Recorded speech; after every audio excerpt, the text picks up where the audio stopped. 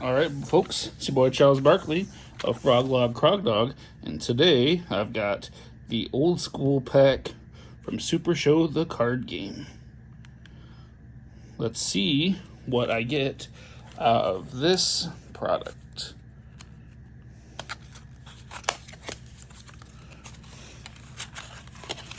They've just switched to these tuck boxes, which I really like. They're nice and easy to put back together. I absolutely love these. I think it's a good choice. So, let's see here. We've got number 1, chop into the corner. If your opponent does not have a lead in play, stop any lead grapple. Roll the top card of your opponent's deck. You may flip it. Very cool. Toss from the turnbuckle. Draw the bottom card of your deck. Then bury 1 card in your hand. Headlock. Stop any lead strike. It's classic.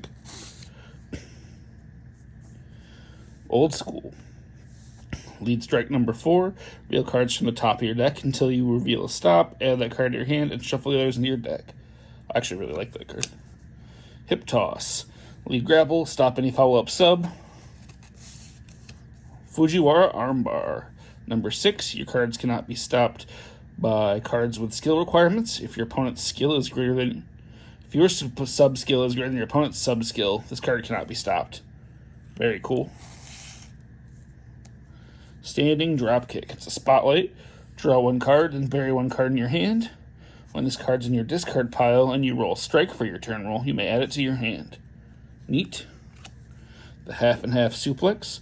Draw 1 card. Your opponent reveals 1 card in their hand and buries it. Nice.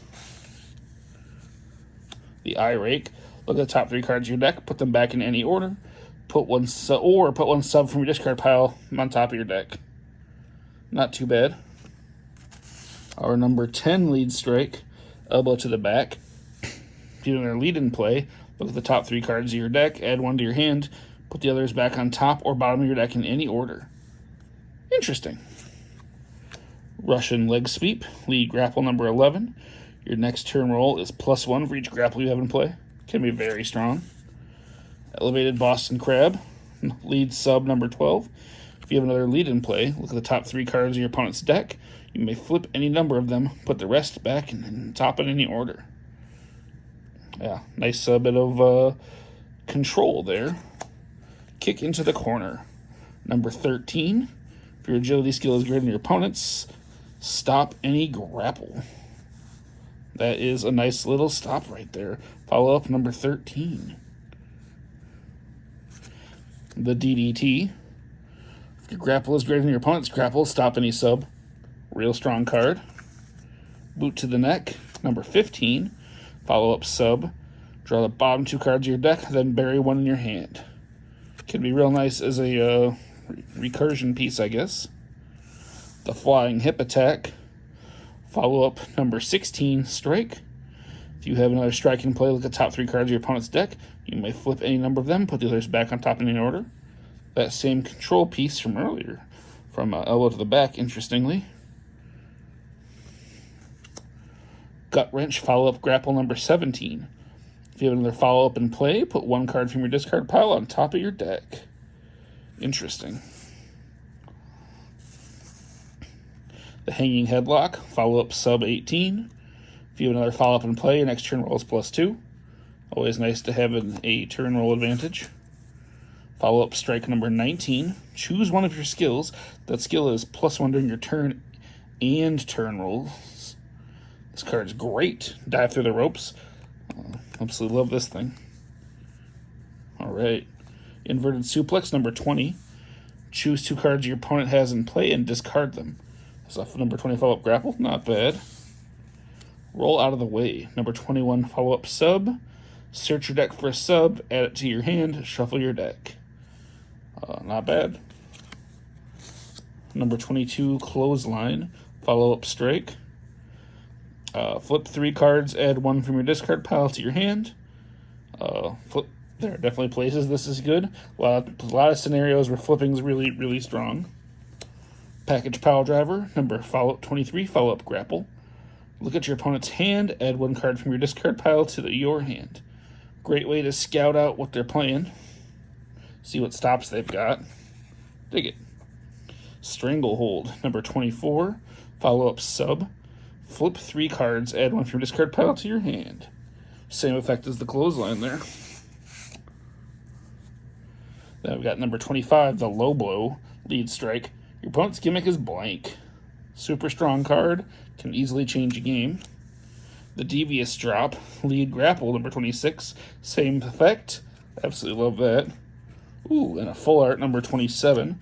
The Boston Crab. Lead sub, stop any lead or finish strike. You may reroll your next turn roll. Very cool. Then our character here, our competitor, is the El Blanco Diablo, who is a agility 9 strike, or agility 10 strike 9. Your opponent's maximum hand size is -1 for each stop they have in play. Max -5. It's really, really cool. His finishes are Black Monday, +1 to tech, making that a 9, +1 to strike, making that a 10. For each stop your opponent has in play, shuffle 1 from your discard pile into your deck, and then draw 1. Very nice.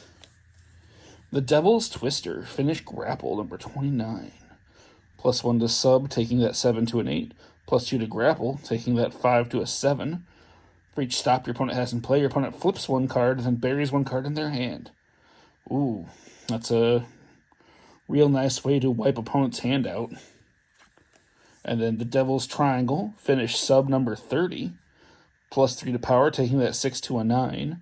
If your opponent rolls their 3rd breakout, add 3 cards you have in play to your hand. Crazy recursion. And then a foil, number 1, lead strike, Mongolian Chop. Flip 1 card. If it's a strike, add it to your hand, and your next turn roll is +2. Very cool. All in all, a lot of cards I did not have. A cool new competitor for me to try out. Dig it. Definitely worth my money. Thanks, folks. That's an old school pack. Well, I think the card pull for them is very neat. Have a great night.